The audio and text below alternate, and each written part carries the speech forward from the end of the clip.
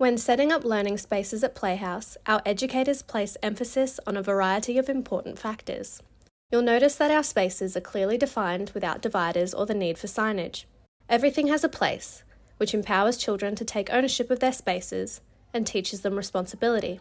Educators are deliberate and purposeful in the display of resources and materials to inspire ideas, initiative, and imagination.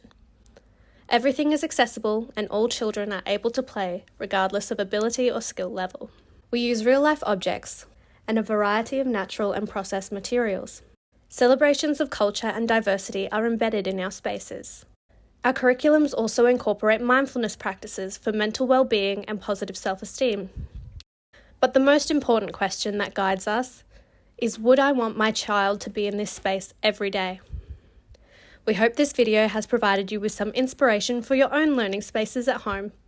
Let us know which space was your favourite in the comments below.